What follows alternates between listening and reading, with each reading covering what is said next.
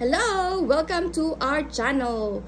Don't forget to like, share, and subscribe. At ang ating i-review for today ay ang ating recliner double chair. So, papakita natin ang mga features ng ating bonggang-bonggang upuan. Meron itong, mga button sa gilid. Ayan. Pinutin natin ng ilaw para makita. Ayan. Umiilaw po dyan. Meron tayong lalagyan ng baso.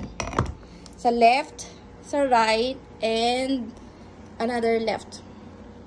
Yan. Meron din tayong compartment. Yan. Pwedeng taguan ito ng mga chocolate kung ayaw nyo mamigay. Uli. Tapos meron dyang table. Dito natin yan ilalagay. Meron yang tayuan dyan.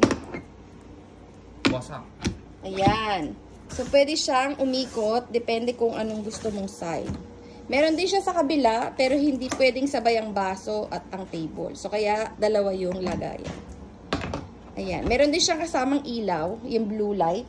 Sa paa, ayan, para kung gusto mong madilim ang iyong, ang iyong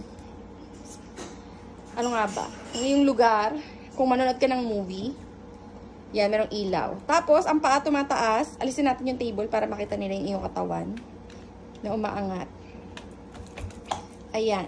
Ang ating, meron tayong dyan, meron tayong tatlong buttons. Ayan. Yung nasa unahan, sa right side, para yan sa, sa paa. Ayan, binabalik natin ang table. Ayan. Pag arrow pataas, tataas ang paa. Ayan, ganyan. Ang full upward position, ayan, nahihiga siya kasi yan ang ating full upward. Tapos ibaba mo ulit, ihiga mo ulit. Ayan. All the way down para makita nila yung lumbar area. Ayan, yung sa gitna naman para sa iyong lumbar, pababa, ayan pataas. Para makita mo yung katawan niya, aangat ang sa may balakang para ma-stretch. Ayan. Maangat ang kanyang tiyan. Kita ba? Max na yon, pababa yan, oy. Binaba mo. Todo mo lang paataas. Ayaw na, max na. Okay, yung leeg naman. Max. Ayan, umaangat din siya. Yan ang kanyang maximum raise. Okay, baba. Tingnan natin kung itsura mo kung lahat nakataas. Taas mo lang yung ulo, yung lumbar, tsaka yung paa.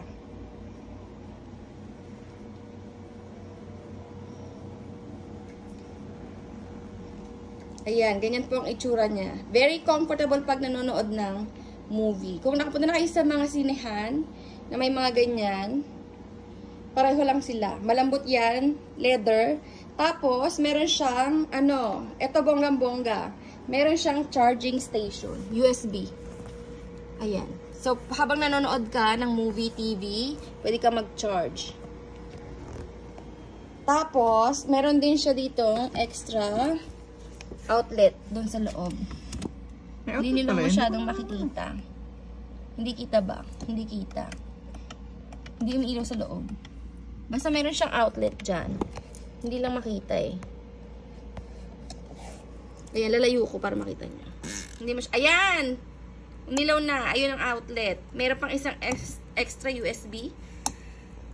Ayan, at 3-prong. Tapos meron din ditong isa pang USB. Tapos pag pinindot mo yung sa huli, yung sa dulo, bababa lahat sila. Yung tatlong yung sa head, lumbar, at saka sa feet, lahat sila babalik sa sa normal position kung nagmamadali ka.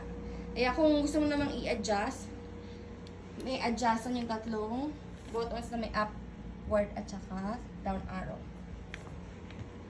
Ayan, natatanggal po yan. Hindi po sila magkakadikit. Usong mga rail. Alis ka dyan. Madali lang po itong i-assemble. Dadating siya ng mga hiwa-hiwalay.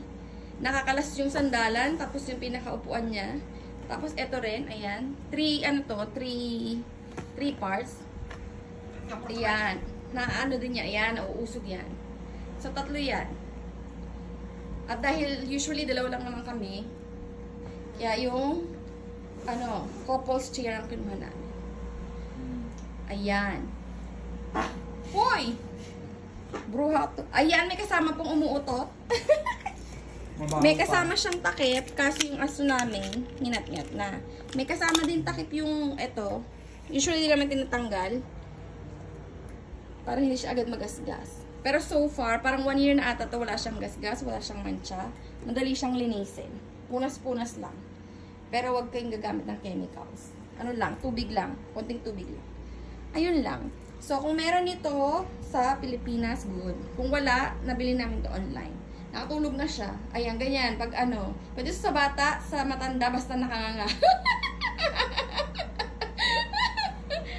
Okay, babush na sa ating, ano, sa ating review. Nagawa ni Riley. At ang aso ko, nakikinig. Diba, Sprinkles? Diba, no? Very good. Saan ang pwesto mo? Nagalit. Saan ang pwesto mo? Ay. Saan? O, babush na. Say bye. Say bye to everyone. Bye.